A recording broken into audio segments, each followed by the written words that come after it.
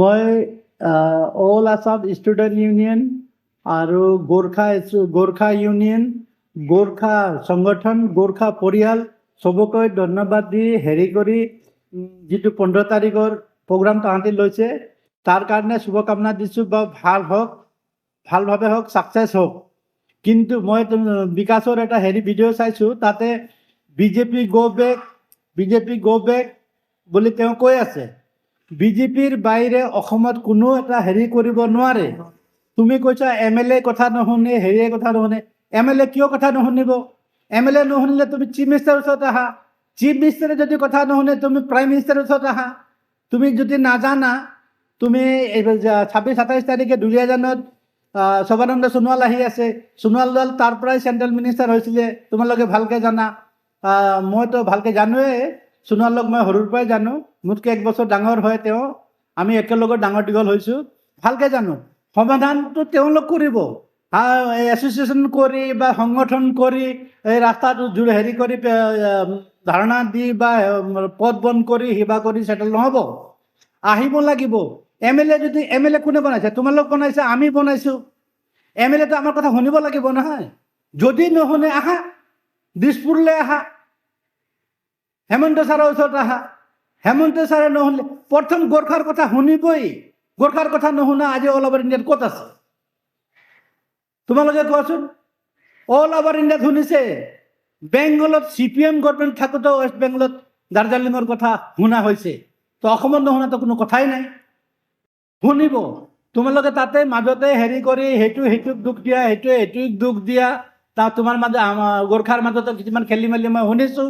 সেইদিনা আমাৰ RP শৰ্মা ছাৰে, তেওঁ বহুত ছিনিয়ৰ এডভকেটো হয়, তেওঁ MPও হয় এসময়ত। এতিয়া তেওঁ হেৰি পেলাই তেজপুৰৰ পৰা MP আছিলে, তেখেতে গুচি গ'লে, এতিয়া কংগ্ৰেছ হ'লে। তেখেতে কৈ আছে গোৰ্খাৰ কোনোবা লিডাৰে বোলে হেৰি কৰি পইচা মাৰি ক'ত ঘৰ চেন্নাইত হেৰি বনাইছে, এতিয়া RTI মাৰিম, কিবা মাৰিম। এইবিলাক খেতাললৈ যাব নালাগে। ৰাইজৰ কাৰণে কাম কৰিব লাগে, তাকে বোলে লিডাৰ। নিজৰ স্বাৰ্থৰ কাৰণেতো কুকুৰো হেৰি কৰে, পৰৰ কাৰণে কৰে। আমিতো মানুহ হয়, তাৰ উপৰি আমি গোৰ্খা কাকো ভয় নকৰে। শুনা নাই প্ৰাইম মিনিষ্টাৰে কি কয় নৰেন্দ্ৰ মোদীয়ে? जो मरने के लिए डरता नहीं है वो गोरखा है। তোমালোকে নুশুনা নেকি এইবিলাক? সেইকাৰণে গোৰ্খাৰ কোনো প্ৰব্লেম হ'লে গাঁৱতে চেটেল কৰিম বা গাঁৱৰ MLA হেৰি কৰিম বুলি ক'লে নহ'ব। তেওঁলোক ক'ব লাগিব, আমি MLA ওচৰত যাবই লাগিব, নোযোৱা নহয়।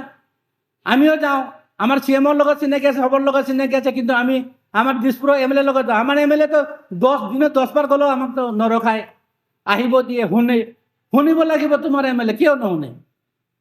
নুশুনিলে তোমালোকে ৰিটাৰ্ণ কমপ্লেইন দিয়া, আহা দিছপুৰলৈ। কিন্তু বিজেপি গো বেক ক'লে আমাক বেয়া লাগে। বিজেপিৰ বাহিৰে অসমতে নহয়, ইণ্ডিয়াতে ক'তো কোনো মানুহ শান্তি থাকিব নোৱাৰে। মই গেৰাণ্টি দি কৈছোঁ। আজি অসমৰ আজি পৰিস্থিতি চোৱা। আজি 30 বছৰ আগত, 20 বছৰ আগত কি আছিলে, আজিৰ অসমত কি আছে? ৰাস্তা পদূলিয়ে চাবা নে কিবা চাবা, যিকোনো ফেচিলিটি। সেই কিছুমানে কয় নিমখ নালাগে, তেল নালাগে, হেৰি নালাগে। এইবিলাক কংগ্ৰেছী গান গাই লাভ নাই। সেইকাৰণে বিজেপিক সমৰ্থন কৰিব লাগিব আমাৰ কাৰণে, আমাৰ স্বাৰ্থৰ কাৰণে, বিজেপিৰ স্বাৰ্থৰ কাৰণে নহয়। বিজেপিৰ আমি বনাইছোঁ তো আমাৰ কাম কৰিব লাগিব। আমিও কিবা এটা দিব লাগে। আমাৰ গভৰ্ণমেণ্টৰ পৰা আমি খুজি থাকিম, আমাক মাটি পট্টা লাগে, সেইটো লাগে। আমিও তো দিব লাগিব কিবা এটা। আমি কি দিম? আমি দিয়া সময় আহিছে এতিয়া আমাক বিজেপি নালাগে, হেৰি নালাগে। কংগ্ৰেছে আহিলে যে কৰিব বুলি 70 বছৰে কিডাল কৰিলে? একোৱেই কৰা নাই। মইতো অপেনলি কৈ আছোঁ। মই কংগ্ৰেছক কিমান মিনিষ্টাৰৰ লগত কাম কৰিছোঁ। মই কালি উইথ ডকুমেণ্টছ সৈতে মই কালি আহিম, চাবা তোমালোকে। সেইকাৰণে এই 15 তাৰিখৰ সেইটো ছাকচেছফুল কৰা। কিন্তু বিজেপি এগেইনষ্টে গান নাগাবা, বিজেপি এগেইনষ্টত কাকো নিশিকাবা, বুজাবা বিজেপিয়ে কি কৰি আছে, কি কৰা নাই, ক'ত কৰিছে। ঘৰত 4-5টা পৰিয়াল থাকে, 4-5টা পৰিয়ালক এজন গাৰ্জেনে সবকে সন্তুষ্ট কৰিব নোৱাৰে। ক'ৰবাত নে ক'ৰবাত ক্ষতি থাকি যায়। সেইটো পূৰণ কৰিব লাগিব, কান্দিব লাগিব, খুজিব লাগিব, হয় মুখেৰে হওক, লিখিতই হওক। তোমালোকে আহা, তোমালোকৰ সমাধান হ'ব। তোমাৰ বুলিয়ে নহয়, তোমাৰ বুলি কৈছোঁ, তুমি সৰু কাৰণে তুমি বুলি কৈছোঁ। আমাৰ গোৰ্খাৰ সমাধান। মইতো অকল গোৰ্খাত নহয়, মইতো চবৰে গোৰ্খা বুলিয়ে নহয়, গোটেই অসমবাসীৰ সমস্যাখিনি সমাধান কৰাত আছোঁ। তোমালোকে খালি গোৰ্খা বুলি কৈছা, গোৰ্খা নহয়, গোৰ্খাৰ ওপৰত যিমান আছে, অসমীয়া আছে, বঙালী আছে, মুছলিম আছে, খ্ৰীষ্টান আছে, শিখ আছে, একা আছে, চব আছে। চবক লৈ পেলাই আমি চলিব লাগিব। কিন্তু বিজেপি নহ'লে নচলিব, এইটো তোমালোকে জানি যোৱা। মই আৰু বৰ বেছি কথা নকওঁ। তোমালোকৰ 15 তাৰিখে যিখিনি প্ৰগ্ৰাম আছে এইটো ছাকচেছ হওক। হয়তো 26 তাৰিখে মই মই দেহাটো ভাল থাকিলে মই ডিব্ৰুগড়লৈ যাম, খাটাং। 27 তাৰিখে ডিব্ৰুগড় যিখিনি দুলীয়াজানত যিখিনি প্ৰগ্ৰাম আছে তাতে মই যাম, বহুত হেৰি কৰি আছোঁ। যদিও নাযাওঁ তথাপিও তোমালোকে আৰু তোমালোকে হেৰি কৰিছে, নেপালীত ক'ব নালাগে, গোৰ্খালীতো ক'ব নালাগে। আমি অসমত থাকোঁ না, অসমীয়া শিকি অসমীয়াতে লেকচাৰ দিবা, আন দুজনে বুজি পাওক। তোমালোকে কৈ আছা, কিছুমান মানুহে মোক আহি পেলাই সোধে, মোবাইল দেখাই পেলাই সোধে, এই খুৰা এইটো কি কৈছে, এইটো কি কৈছে। অসমীয়াত লেকচাৰ দিয়া, নাজানা নেকি? কিয় নাজানাতো? অসমীয়া নাজানা কোনো ল'ৰাই নাই আজি। তাও আপাৰ আছামত লখিমপুৰ, ধেমাজি, অৰুণাচল বৰ্ডাৰ কিমান পুৰণা মানুহ। হেমন্ত ছাৰে একবাৰ কোৱা নাই জানো যে অসমীয়াতকৈ আগত আহা গোৰ্খা? তোমালোকে শুনিবাচোন এইবিলাক। এনেকা চিফ মিনিষ্টাৰ নাপাবা, বিজেপি এগেইনষ্টে নকবা। বিজেপিয়ে কি দিয়া নাই, তোমালোক আহা। হয় তোমাৰ MLA দিয়া নাই, তোমাৰ MLA কিয় দিয়া নাই, কিয়ৰ কাৰণে দিয়া নাই, কিয়ৰ কাৰণে কৰা নাই, এইটো ক্ষেত্ৰত মই আজি কৈছোঁ। বেছিকৈ বেয়া হ'লেও বেয়া নাপাবা, মই বেয়াকৈ কোৱা নাই, তোমালোকক বুজাইছোঁ। তোমালোকে সবেই মোতকৈ সৰুৱে আছে, মই চাইছোঁ তাতে হেৰিতে। তোমালোকে আহা, দিছপুৰত আহা, হেমন্তৰ লগত আহা। কোনে লৈ নাযায়? মই লৈ যাম। তোমাৰ টপ লিডাৰ আছে হেৰিৰ লগত, হেমন্তৰ লগত বহা। তোমাৰ টিমৰে আমাৰ গোৰ্খা টিমৰে টপ লিডাৰ হেমন্তৰ আগে পিছে ঘূৰি থাকে। তাহাঁতে কি মাত মাতিব নোৱাৰে গোৰ্খাৰ লগত? গোৰ্খাৰ প্ৰব্লেমবিলাক চল্ভবিলাক হেমন্তৰ টেবুলত ৰাখিব নোৱাৰে? লাজ লাগে তেহেঁতক? তাহাঁতে আহিব লাগিব, তাহাঁতে ক'ব লাগিব। হেমন্তই চাৰ কৰাটো হেৰি কৰাটো ভাল নাপায়। প্ৰব্লেম ক'ত আছে, চল্ভ কেনেকা হয়, এইবিলাক মানুহ বিচাৰে। তো হেমন্তৰ লগত যিখিনি ঘূৰা, আমাৰ গোৰ্খাৰ মানুহ ঢেৰ আছে, মই নামো জানো, এতিয়া নাম চকী কোৱা নাই, দৰকাৰ হ'লে মই কালি পৰহি কৈ দিম।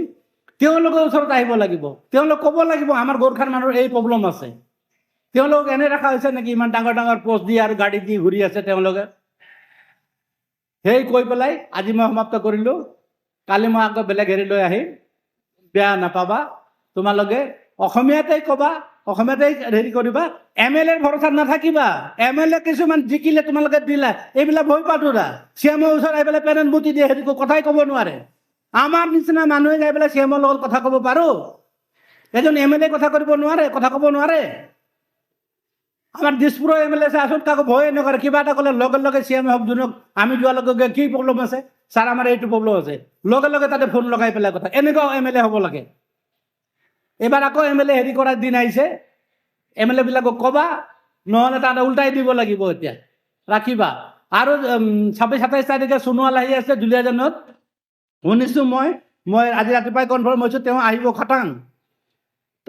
আপোনালোকৰ যিখিনি, তোমাৰ লগত যিখিনি প্ৰব্লেম আছে, আমাৰ গোৰ্খা সমাজৰ বা লখিমপুৰ, ধেমাজি বা তেজপুৰৰ পৰা আদি কৰি গোটেই অসমৰ যিখিনি সমস্যা আছে, গোৰ্খাবিলাকৰ তুমি লিখি পেলাই সোণোৱালৰ হাতত দিয়া। কেনেকৈ দিল্লীলৈ নাপায় চাওঁ, জানিব লাগিব। 2014 তেওঁ আছিলে চেণ্ট্ৰেলৰ মিনিষ্টাৰ, কিৰেণ ৰিজিজু আছিলে ডেপুটি হোম মিনিষ্টাৰ। মই কিবা এটা হেৰি লৈ পেলাই গুৱাহাটীত খুব টেনশ্যনত আছিলোঁ। DGP আছিলে তেতিয়া, অসমৰ DGP আছিলে খগেন শৰ্মা। খগেন শৰ্মাৰ তাতে মোৰ ৱাইফ আৰু মই 5 দিন, 6 দিন, 7 দিন, 10 দিনলৈকে গেটত যাই ঘূৰি আহোঁতে আমাক লগ ধৰিব নিদিলে। তাৰপিছত মই সোণোৱাল ছাৰে ক'ৰবাত হয়তো টিভিত দেখিছে, ক'ৰবাত দেখিছে, এই মানুহটোক মাতচোন, মোৰ চিনাকি মানুহ হয়। মাতি পেলাই মোৰ ড্ৰাইভাৰে ক'লে যে এইটোকে টিভিত দিছে, আংকল তাতে যাওঁ ব'লক, আপোনাক চাৰ্কিট হাউচলৈ মাতিছে গুৱাহাটী। তেতিয়া আমি দিছপুৰতে আছিলোঁ, তেতিয়া ক'লে যে ব'ল। গ'লোঁ। কিৰেণ ৰিজিজুও আছিলে, সোণোৱাল ছাৰো আছিলে, দুজনে বহি আছিলে। মই মোৰ প্ৰব্লেমখিনি ক'লোঁ। প্ৰব্লেমখিনি ক'লে তেওঁলোকে ক'ৰবাত থানাৰ OC-ক ফোন কৰে, SP-ক ফোন কৰে। কৈছোঁ মইতো DGP এগেইনষ্টে কৈছোঁ না, DGPয়ে মোৰ কথা শুনা নাই বুলি কৈছোঁ। তাৰপিছত দিল্লী যাই পেলাই তেওঁলোকে মনে থাকিলে, হয় পাহৰি গ'ল। মই ৰিটাৰ্ণ দিছোঁ, ৰিটাৰ্ণ লিখি কিনে প্ৰাইম মিনিষ্টাৰক দিছোঁ।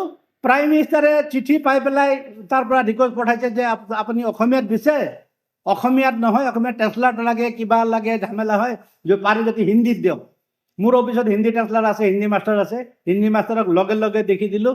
মোৰ প্ৰব্লেমটো 4 দিনৰ মাজত শেষ হ'ল। তেতিয়া মই কান্দিছিলোঁ, মোৰ কথা কোনো নুশুনে, পুলিচে নুশুনে, হেৰিয়ে নুশুনে, মোৰ কোৱালিফিকেশ্যন কম, মই দুখীয়া মানুহ, একদম পুৱৰ মানুহ। তই কেতিয়াও নাভাবিবি তই দুখীয়া মানুহ বা পুৱৰ মানুহ বুলি। আইন সকলৰ কাৰণে একেই। মোৰ প্ৰব্লেমটো 10 দিনত মানে 7 দিনতে চেছ কৰি দিলে।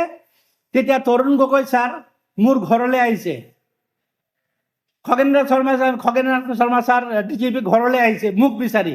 হাই আপুনি দিল্লীত পালেগৈ, ইয়াতে ক'ব লাগিছিলে। মইতো গৈছিলোঁ 10 দিন আপোনাৰ ক্ষেত্ৰত। মোৰ পৰা শিকিবা কিছুমান কথা, জানিবা, তেতিয়াহে হ'ব। নহ'লে ঘৰত বহি পেলাই, গাঁৱতে বহি পেলাই হেৰি কৰিলে নহ'ব। বাহিৰত কেনেকৈ জানিব কৰিব লাগিব, এইটো শিকিব লাগিব, জানিব লাগিব। তোমালোকে মোতকৈ হয়তো বহুত পঢ়া শুনা ল'ৰা, ভাল স্মাৰ্ট ল'ৰা, তোমালোকে মোতকৈ ভাল স্মাৰ্ট হ'ব লাগিছিলে। আজি গোৰ্খাক এইটো দিয়া নাই, এইটো দিয়া নাই। টি গাৰ্ডেনৰ মানুহ আজি 70-80 বছৰৰ পৰা কান্দি আছিলে, দিলে নহয় হেমন্তই। তাতকৈ আগত অহা গোৰ্খাৰ হেৰিবিলাক, গোৰ্খাক কিয় নিদিব? গোৰ্খাকো দিব। তোমালোকে মাতিব লাগিব, জানিব লাগিব, কাৰ তাত যাব লাগিব। পানী পিয়াহ লাগিলে পানী বিচাৰি যাব লাগিব। পানীয়ে কাক পিয়াহ লাগিছে বুলি পানীয়ে বিচাৰি নাহে। তোমালোকে আহা, দিছপুৰত আহা। মই কালি আৰু এবাৰ ৰিপিট কৰিছোঁ, সোণোৱালক দিয়াৰ পিছত ৰিচিভ কৰি ৰাখিবা। মই ৰিচিভ কৰি ৰাখিছিলোঁ, ৰিচিভ কৰি ৰাখিবা। ৰখাৰ পিছতে যদিও নহয়, CMৰো ইলেকশ্যন চবৰে আহি আছে, চবে ৰেচপেক্ট দিব। ইলেকশ্যনৰ কথাটো বাদেই দিয়া। যদি বিজেপি নাথাকে, ধ্বংস অসম, ধ্বংস ইণ্ডিয়া, এইটো জানিবা। আজি মই বৰ বেছিয়ে ক'লোঁ, বেয়া নাপাবা। নমস্কাৰ।